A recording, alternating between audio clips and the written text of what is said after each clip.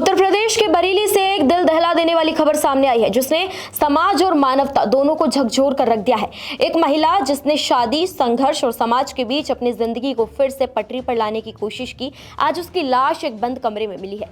मीरा शर्मा 30 साल की एक महिला जिसने पति से अलग होकर अपने 4 साल के बेटे के साथ नई जिंदगी शुरू की, लेकिन इस नई शुरुआत का अंजाम इतना खौफनाक होगा शायद उसने भी नहीं सोचा था।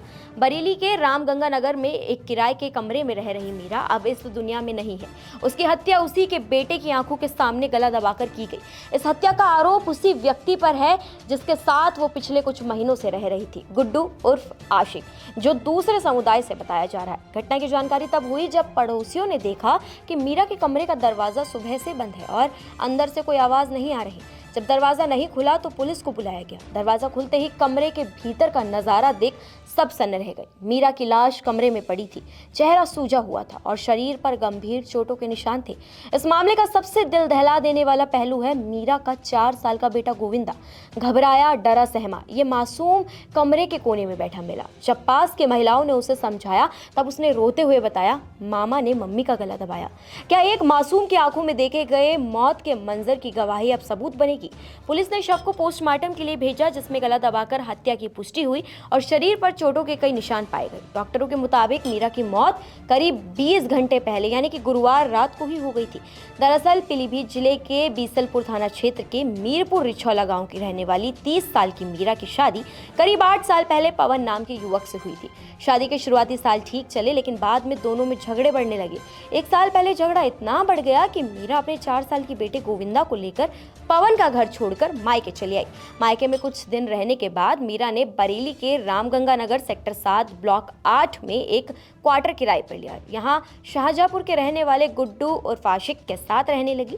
बताया जाता है कि गुड्डू दूसरे समुदाय का है। पड़ोसियों ने बताया कि दोनों पिछले कुछ महीनों से साथ में रह रहे थे, लेकिन इनके बीच अक्सर झगड़ा भी होता रहता था। इस पूरे मामले में पुलिस ने मीरा के पति पवन को भी जांच के घेरे में ले लिया है, क्योंकि वो भी अक्सर मीरा के क्वार्टर में आता जाता था और पहले भी दोनों के बीच झगड़े हो चुके हैं।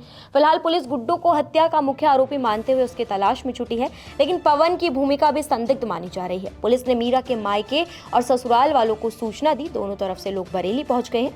बता दें, इंस्पेक्टर चंद्र प्रकाश शुक्ल ने बताया कि फिलहाल गुड्डू को हत्या का मुख्य आरोपी मानकर उसकी तलाश की जा रही है, लेकिन पति पवन की भूमिका भी संदिग्ध मानी जा रही है। इसलिए पुलिस पवन को भी ढूंढ रही है ताकि उससे भी पूछताछ की जा सके। इंस्पेक्टर ने आगे बताया कि यह महिला की हत्या का मामला है। फील्ड यूनिट को बुलाकर मौके से सबूत जुटाए गए हैं। पोस्टमार्टम के बाद शव परिजनों को सौंप दिया गया है। आरोपी गुड्डू फरार है, उसका मोबाइल भी बंद है। पति पवन की भी तलाश की जा रही है। जल्द ही इस पूरे मामले में खुलासा किया जाएगा। यह मामला सिर्फ एक महिला की हत्या का नहीं बल्कि उस दर्दनाक हकीकत को सामने लाता है जहां प्यार और रिश्तों के बीच एक महिला की जिंदगी की कीमत कुछ भी नहीं मानी जाती। सबसे बड़ा सवाल यह है कि क्या मीरा के मासूम बेटे को उसकी मां के हत्यारे से इंसाफ मिलेगा? पुलिस का कहना है कि जल्द ही पूरे मामले का खुलासा किया जाएगा। बहरहाल इस पूरी खबर को लेकर आपका क्या कहना है, कमेंट सेक्शन में हमें जरूर बताएं। नमस्कार, मैं हूं मानक गुप्ता। अगर आपको हमारा ये वीडियो पसंद आया हो तो इसे लाइक और शेयर जरूर करें और हाँ, हमें सब्सक्राइब और फॉलो करना ना भूलें ताकि आप देश और दुनिया की कोई खबर मिस ना करें। तो जुड़े रहिए हमारे साथ और देखते रहिए न्यूज़ 24।